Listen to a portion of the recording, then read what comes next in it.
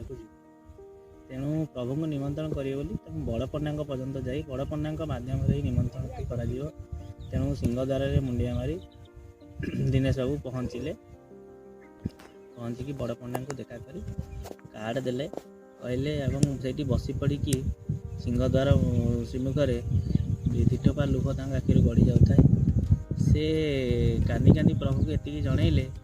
कालिया तो बिना तो मोर कहीं नहीं तो गोटे अलिअली झील जहाँ चाकरी बाकरी करके जहाँ जी रखी विदा करने को जाऊँगी देकी तेणु तू मत आशीर्वाद कर बुझीप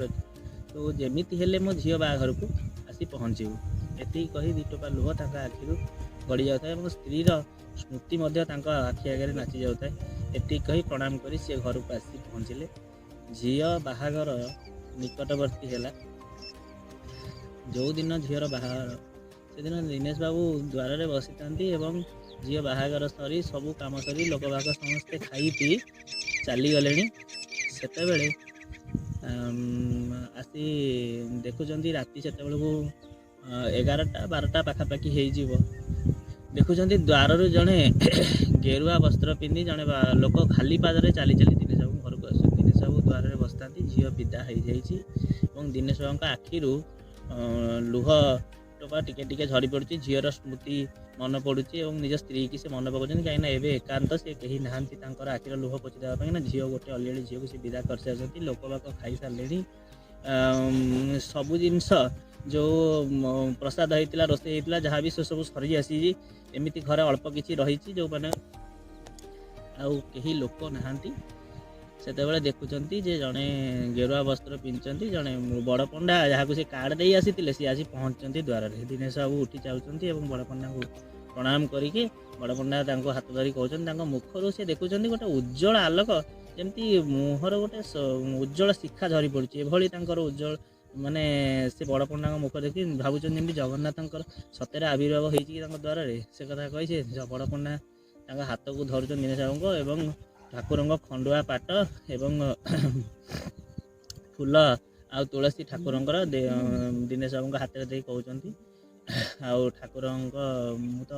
आसी पार्ली ना गोटे बहुत थिला डेरी हो गला तेणु तो यहीटा मुझे जाइए बड़ पंडा दिनेश बाबू हाथ को बड़ पंडा बढ़े देती जे ठाकुर जो आसी पारे ना जो ठाकुर बड़ ठाकुर तुम पठे तेणु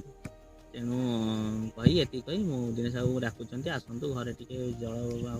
निष्ठा ग्रहण करी जिबे किंतु सेतेबेले बड़ पंडा कहते नाई मोर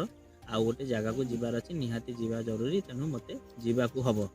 ये कही दिनेश बाबू को विदाय नौ दिनेश बाबू कानी कानी विदाय दवा अवस्था घर को फेरुंट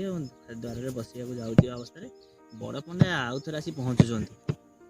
दिनेश बाबू आश्चर्य बड़ पंडा मुख को अने देखुं बड़ पंडा कहते मुझे मेडिकल हॉस्पिटल काम